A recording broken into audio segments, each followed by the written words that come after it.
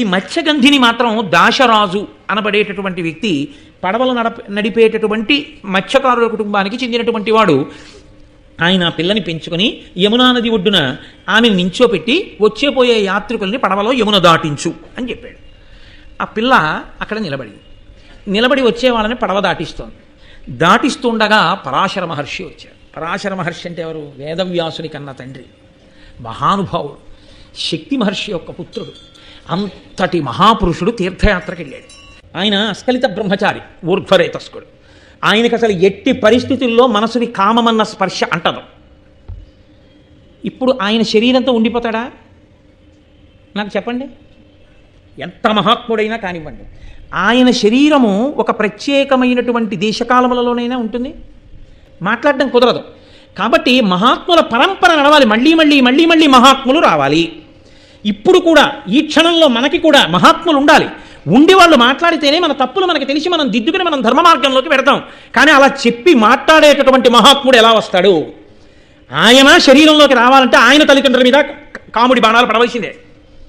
పరిపూర్ణ హృదయంతో స్త్రీ పురుషులిద్దరూ ఒండరులు సంగమించకపోతే పరిపూర్ణమైన ఆరోగ్యమైన శిశువు పుట్టడో. విముఖులై సంగమిస్తే తేజోవంతుడు ఆరోగ్యవంతుడైన శిశువు పుట్టడం. అలా కలవలేదు కాబట్టే వ్యాసుడే సంగమించిన సత్సంతానం కలగలేదు మహాభారతంలో. వెలవెలబోతే పాండురాజు పుట్టాడు, కళ్ళు మూసుకుంటే ధృతరాష్ట్రుడు పుట్టాడు. కాబట్టి పరిపూర్ణ హృదయంతో కలవాలి.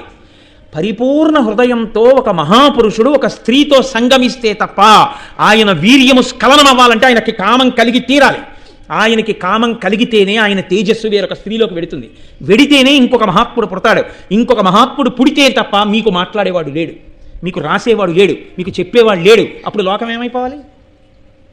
కాబట్టి ఇప్పుడు ఒక మహాత్ముడు పుట్టాలి అంటే ఆ మహాత్ముడు పుట్టడానికి యోగ్యమైనంత తేజస్సు కలిగిన ఇంకొక మహాపురుషుడిలో కామం కలగాలి.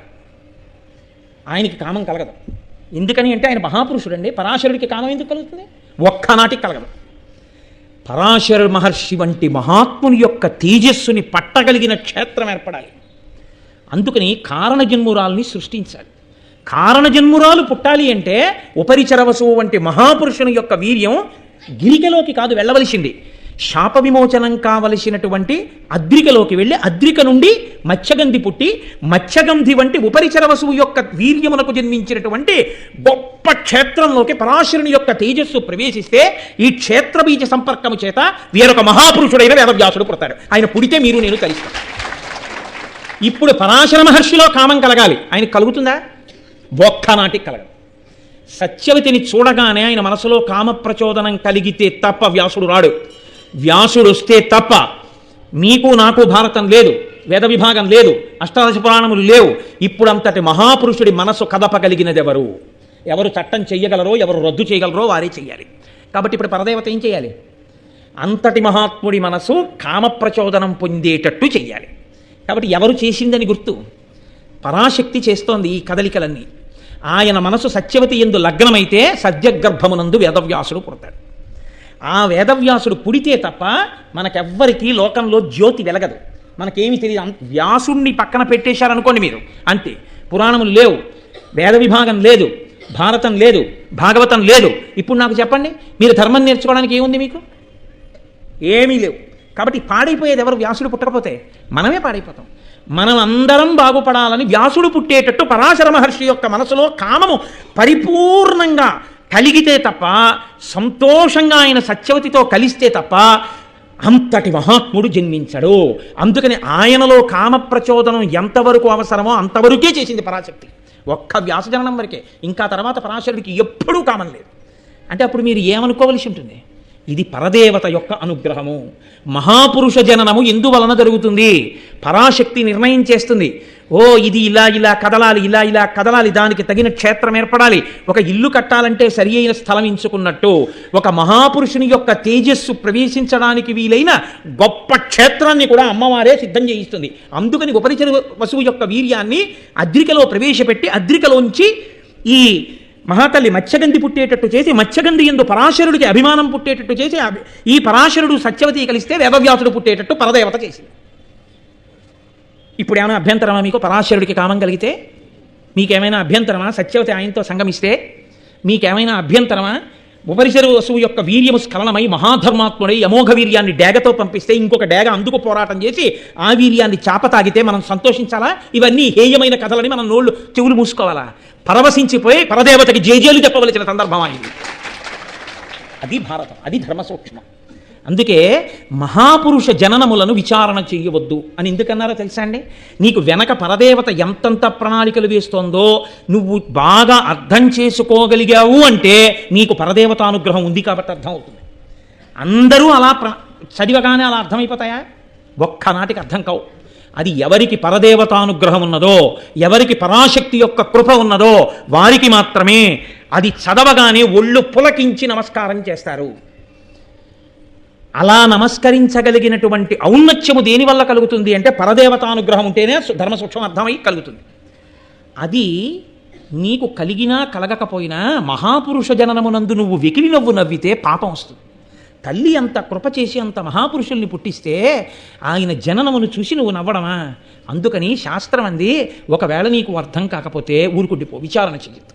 మహాపురుష జననమును నది యొక్క ప్రారంభ స్థానమును విచారణ చెయ్యవద్దు. నది ఉంది, స్నానం చేయి అంతే. ఎక్కడ పుట్టింది నది అని అడగద్దు.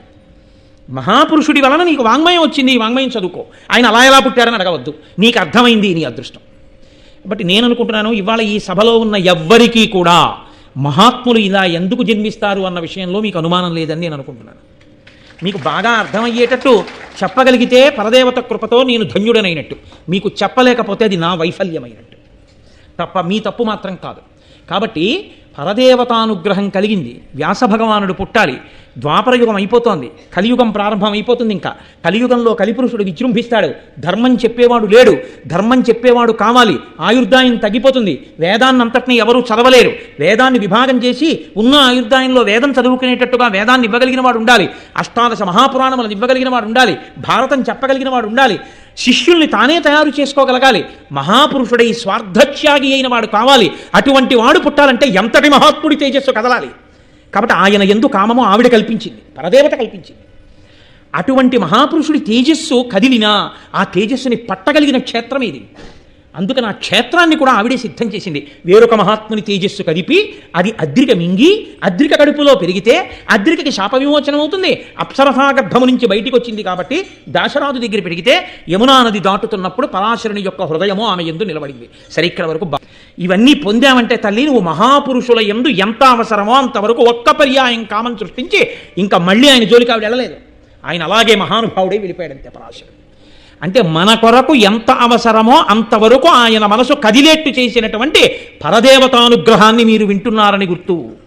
అందుకే ఆదిపర్వంలో మహాపురుష జననాన్ని వింటే సాక్షాత్తుగా దేవతల యొక్క, రాక్షసుల యొక్క, పరదేవత యొక్క ఇంతమంది అనుగ్రహము కలిగేస్తుంది అన్నారు ఆదిపర్వం. అంత శక్తి ఎక్కడిదంటే ఇది కారణం. వెనక పరదేవత యొక్క అనుగ్రహం నడుస్తోంది దీని వెనక, మహాపురుష జననం వెనకాల. కాబట్టి ఇప్పుడు హరిస్వామారాధ్య ప్రణత జన సౌభాగ్య జననీం పురాణారీ భూత్వా పురరపిమపి క్షోభమనయ స్మరూపిత్వా నత్వా రతినయన లేహ్యేద వపుష మునీనామప్యంతః ప్రభవతి మోహాయ మహతాం. ఏమిటి అమ్మవారి దోషం? ఎక్కడైనా ఉందా? ఎక్కడైనా తప్పు పట్టడానికి ఏమైనా ఉందా అమ్మవారిని? కాబట్టి ఇప్పుడు పరదేవతకి నమస్కరించాలా వద్దా? రెండు చేతులెత్తి అమ్మవారికి నమస్కరించవలసిందే. కాబట్టి పరాశరుడు మనసు ఎందుకు కదలవలసి వచ్చిందో శంకరాచార్యుల వారు సౌందర్యలహరిలో చెప్పారు అంటాను నేను. అన్వయం అయిందా లేదా?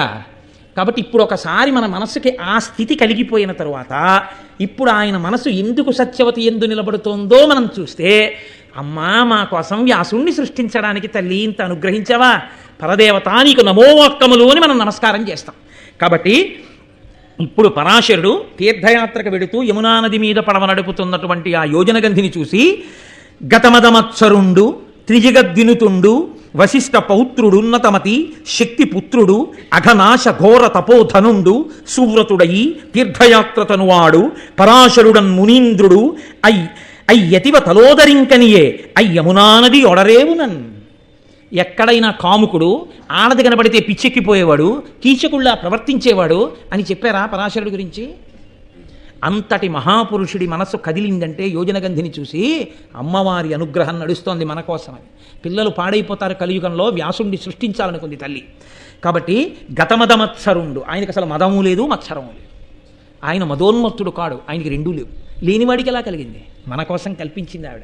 నీ తేజస్సు జారితే తప్ప రాడు వ్యాసుడని. త్రిజగద్వినుతుండు, 3 లోకముల చేత స్తోత్రం చెయ్యబడేవాడు పరాశరుడు అంటే. వశిష్ఠ పౌత్రుడు, ఉన్నతమతి, వశిష్ఠుని యొక్క మనవడు, శక్తి మహర్షి యొక్క కుమారుడు, నిరంతరము కూడా విశాల హృదయంతో పవిత్ర భావనలతో ఉండేవాడే తప్ప హేయమైన ఆలోచన లేనివాడు. అఘనాశ ఘోర తపోధనుండు, పాపములు నశించిపోయేటట్టుగా ఘోరమైన తపస్సులు చేసినవాడు. సువ్రతుడయి మంచి వ్రతంతో తీర్థయాత్ర చనువాడు, తీర్థయాత్రకు వెడుతున్నవాడు. పరాశరుడు మునీంద్రుడై యతివ తలోదరింగనియే, ఎవరిని చూశాడు? ఒంటి నిండా చేపల కంపు కొడుతూ యోజనం దూరం చేపల కంపు కొట్టేటటువంటి స్త్రీని చూశాడు. ఇందులో ఒక పెద్ద విచిత్రమైన విషయం, పొగ ఎక్కడ మొదలవుతుందో అక్కడ కూర్చుంటే పొగ దూరదు, కంపు ఎక్కడ మొదలవుతుందో అక్కడికి వెడితే కంపు ఎక్కువ ఉంటుంది. మీరు రెండింటికి తేడా గమనించాలి. అందుకే చాలా పొగొస్తోంది అనిపించింది అనుకోండి, పొగ ఎక్కడి నుంచి వస్తుందో అక్కడికి వెళ్ళి కూర్చున్నారు అనుకోండి, పొగ ఉండదు. చాలా పొగొస్తోందని పొగొస్తున్న చోట మీరు నించున్నారు అనుకోండి, పొగ మిమ్మల్ని అంతా పట్టుకుంటుంది. ఎక్కడ పొగ పుడుతూ ఉంటుందో అది మిగిలిన చోట్లకి వ్యాపిస్తుంది, ఎక్కడ పుడుతూ ఉంటుందో అక్కడ పొగ లేకుండా ఉంటుంది. ఎక్కడ దుర్వాసన వస్తూ ఉంటుందో అక్కడ దానికి దూరంగా ఉంటే తక్కువ వస్తుంది, దగ్గరగా వెళ్ళి ఎక్కడ పుడుతుందో అక్కడికి వెళితే బాగా వాసన వస్తుంది. ఇంతటి మహానుభావుడు అంత దుర్వాసన వస్తున్నటువంటి మత్స్యగంధికి దగ్గరికి వెళ్ళి అసలు నిలబడి చూస్తాడండి ఆయన. మరి చూశాడు అంటే మన కోసం చూశాడు అని చెప్పాలి, పరదేవతానుగ్రహంగా చూశాడు అని చెప్పాలి. చూసి ఆమె యొక్క పొందు కోరాడు ఆయన. కోరితే ఆ మత్స్యగంధి పరాశరునితో అంది, తనువు మింపులవచ్చు జాలరిదాన అట్లునుగాక ఏ ననగా కన్యక, కన్యకావ్రతము అంతరించిన ఎట్లు మజ్జనకు నింటికి పవనేర్తు, ప్రసాద బుద్ధియునర్పు సన్మునిగణోత్తమ నాకు దోష విముక్తి ఎట్లగునట్లుగా. నేను కన్యని, నా కన్యాత్వం పోతే నా తండ్రి నన్ను గడపలో అడుగు పెట్టనిస్తాడా? అటువంటి తప్పుడు పని చేసి ఇంటికి వస్తావా అంటాడు. కాబట్టి నువ్వు ఎంతటి మహాపురుషుడవైనా కావచ్చు, నీతో సంగమం నాకు ఎలా కుదురుతుంది? కుదరదంటాడు. అంటే ఆయన అన్నాడు, ఇది బహుశః పరదేవత అనుగ్రహం, లేకపోతే నా మనసు నీ యందు నిలబడ్డం ఏమిటి? నీకు వరం ఇస్తున్నాను, నీ శరీరము చేపల వాసన వస్తోందని కదంటున్నావు, ఇక నుంచి నీవు యోజనగంధి అవుతావు, మత్స్యగంధివి కావు. నువ్వు ఎక్కడ నిలబడతావో అక్కడి నుంచి యోజనం దూరం సువాసనలు వచ్చి ఆకర్షిస్తాయి. అదే యదర భరత వంశానికి కారణమైంది. ఋషి నోటి వెంట అనవసరంగా ఏ మాట రాదండి, అమ్మవారు పలికిస్తోంది. యోజనగంధివి అవుతావు, ఆ వాసనలే శంకరమహారాజుని తీసుకొచ్చాయి. అంటే నీ శరీరంలోంచి యోజనం దూరం సువాసనలు వస్తాయి. కాదు నీ కన్యాత్వం చెడదు. 9 నెలలో 10 నెలలో నువ్వు గర్భమును ధరించక్కర్లేదు, సద్యగర్భంగా ఇప్పుడే నీకు మహాత్ముడు జన్మిస్తాడు నీ కడుపున. నీవు కన్యగానే ఉంటావు, నేను నీకు వరం ఇస్తున్నాను. పగటివేళ మంచు తెరలు సృష్టిస్తున్నాను నా యొక్క తపస్సు చేత. పరాశర మహర్షి యొక్క సంగమ ఫలితంగా పరమేష్టికల్పుడగు ఆ పరాశరు సమాగమమున పరమగుణైకాభరణకు అనవద్య మనోహర మూర్తికి సత్యవతికి ఆ ముని శక్తిన్ సద్యోగర్భంబున హైమద్యుతి తేజుండు వేదమయుడు అఖిల మునీంద్రాజ్యుడు వేదవ్యాసుండు ఉద్య జ్ఞానంబుతోడ ఉదితుండయ్యన్ ఆ యమునా ద్వీపమున అమేయుడు కృష్ణుడయి లీలమెయి కృష్ణ ద్వైపాయునుడనబరగి వచశ్రీయుతుడు తపంబునందు చిత్తము నిలిపెన్. నిజంగా ఈ సంఘటన జరిగినప్పుడు నేను చెప్పడం మర్చిపోయాను, కానీ యథార్థానికి పైన మంగళధ్వని చేసి అయ్యప్ప స్వామికి నీరాజనం ఇవ్వాలి, దేవాలయాలన్నింటిలో నీరాజనాలు ఎత్తాలి వ్యాసజననం జరిగితే. అంతటి మహానుభావుడు పుట్టాడు ఇవాళ. నేను యథార్థం చెప్తున్నా, ఇవాళ కథ ఎవరు విన్నారో వాళ్ళందరూ ధన్యులు, వాళ్ళు దేవతానుగ్రహాన్ని పొందుతారు. కాబట్టి ఆ పరమేష్టి సమానుడైనటువంటి బ్రహ్మ సమానుడైనటువంటి పరాశర మహర్షి యొక్క అనుగ్రహం చేత సద్యోగర్భంలో అద్యుతి తేజుండు, సాక్షాత్తు సూర్యునితో సమానమైనటువంటి తేజస్సు కలవాడు, పుట్టుకతోనే 4 వేదములను నేర్చుకుని పుట్టినటువంటి వాడు. అసలు పుడుతూనే ఆయన వేదమయుడు, ఆయనకి వేదాలన్నీ వచ్చు. వ్యాసో నారాయణ స్వయం, సాక్షాత్తు నారాయణుడు పుట్టాడు. కాబట్టి అఖిల మునీంద్రాజ్యుడు, సకల మునులకు మొట్టమొదటివాడు వేదవ్యాసుండు. బుద్ధ్య జ్ఞానంబుతోడ ఉదితుండయ్యన్, పుట్టుకతోనే మహాజ్ఞానంతో పుట్టాడు మహానుభావుడు. ఇంత కారణ జన్ముడు ఎందుకు పుడతారండి? పరాశర మహర్షి లాంటి వాడికి కామం పుట్టకపోతే అది పరదేవతానుగ్రహం అంటే. కాబట్టి ఆయమునా ద్వీపమున అమేయుడు కృష్ణుడగి లీల మెయిన్ కృష్ణద్వైపాయునుడన బరిగి వచశ్రీయుతుడు తపమునందు చిత్తము నిలిపెన్.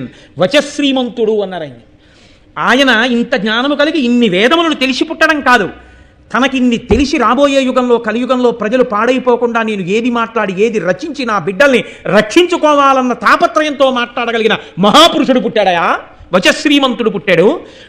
పుడుతూనే నల్లటి వర్ణంలో పుట్టి మహానుభావుడు ఆ యమునా నది ఒడ్డున అమ్మా నేను తపస్సు చేసుకోవడానికి వెళ్ళిపోతున్నానమ్మా అన్నాడు. తండ్రి పరాశర మహర్షి అంతే, తన సహజ స్థితిలోకి వెళ్ళిపోయాడు, ఆయన వెళ్ళిపోయాడు. పుట్టినటువంటి బిడ్డడు ఆయన వెళ్ళిపోయాడు. ఇటువంటి మహాపురుష సంపర్కం చేత, మహాపురుష జననం చేత ఆమె యోజనగంధి అయింది. ఆమె కన్యాత్వం చెడలేదు. ఎదర భారత వంశం నిలబడ్డానికి కావలసిన ప్రాతిపదిక పడింది. శుభక్షణం, లేకపోతే అసలు కౌరవ పాండవులు పుట్టే అవకాశం లేదు. తర్వాత భీష్ముడితో సరి, ఆ భీష్ముడి సంతతి పెరిగితే ఏమో కథ ఎలా ఉండేదో. భీష్మ ప్రతిజ్ఞ చేయించి భీష్ముడినంత మహాత్ముడిగా నిలబెట్టింది. మళ్ళీ ఆ భీష్ముడు అలా నిలబడకపోతే, దీర్ఘాయుష్వంతుడు కాకపోతే వశిష్ఠ మహర్షి శాపం నిలబడదు. వశిష్ఠ మహర్షి యొక్క వాక్కు నిలబడ్డానికి ఇదిగో ఈ మహాత్ముడు ఇప్పుడు పుట్టాడు. పుట్టి ఆయన తపస్సు చేసుకోవడానికి ఎడుతుంటే ఆయన్ని కృష్ణద్వైపాయనుడు అని పిలిచారు. అక్కడ వనంలో పుట్టి వెంటనే తపస్సుకు వెళ్ళిపోయాడు కాబట్టి దీపంలో కృష్ణద్వైపాయనుడు అని పేరు వచ్చింది. కాబట్టి అటువంటి మహానుభావుడై ఆయన ఆ వ్యాసుడు తపస్సుకి వెళ్ళిపోయాడు.